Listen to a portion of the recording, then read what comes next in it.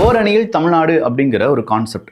இந்த கான்செப்டை பொறுத்த வரைக்கும் ஒவ்வொரு வீடு வீடா திமுகவை சார்ந்தவர்கள், திமுகவினுடைய முக்கியமான உறுப்பினர்கள் எல்லாரும் போய் திமுக என்ன சாதனை செய்தது, அதிமுக விட திமுக எந்த அளவுக்கு நல்லது செஞ்சிருக்காங்க, இதை எடுத்து உரைத்து அங்க இருக்கக்கூடிய மக்கள், அங்க வீட்டில் இருக்காங்களா அந்த குடும்ப உறுப்பினர்களிடம் பேசி திமுக செஞ்ச நன்மையெல்லாம் சொல்லி முடித்த பிறகு உங்களுக்கு பிடித்திருந்தால் நீங்க திமுகவில் ஜாயின் பண்ணிக்கோங்க அப்படின்னு சொல்லணும். ஆனா இங்க நடந்தது என்ன அப்படின்னு பாத்தீங்கன்னா, 1000 ரூபாய் கிடைக்குதா, ஓசியில் பஸ்ஸில் போயிட்டு வரீங்களா, அப்போ ஓடிபி சொல்லுங்க அப்படின்னு சொல்லி ஒரு மிரட்டல் தோணியிலும், அதே நேரத்தில் எங்கே நம்ம ஓடிபி சொல்லலைன்னா இவங்க அடுத்ததாக ஏதாவது ஆட்சி அமைக்கும் போது நம்மளை பழி வாங்கிடுவாங்களோ அப்படிங்கிற அந்த பயம் காரணமாகவும், என்னப்பா இது ஒரு ஓடிபி தானே அப்படின்னு சொல்லி நிறைய மக்கள் ஓடிபி அப்படிங்கிறத கொடுத்துட்டு இருந்தாங்க. இந்த ஓடிபி அப்படிங்கிறது ஒரு தனிநபருக்கான சொத்து.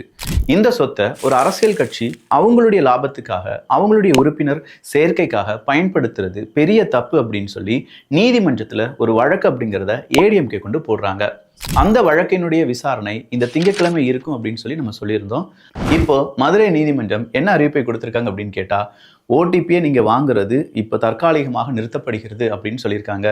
ஸோ ஒரு மனிதனுடைய அடிப்படை உரிமையிலிருந்து கை வைத்து அவனுடைய ஓடிபி வாங்கும்போது அதனால் ஏற்படக்கூடிய சட்ட சிக்கல்கள், அதனால் ஏற்படக்கூடிய ஒரு தனிநபருக்கான ஒட்டுமொத்தமான டீட்டெயில்ஸ் லீக் ஆகிறது, இது எல்லாமே ஒரு மனிதனுக்கு பெரிய பிரச்சனையை உருவாக்கும்.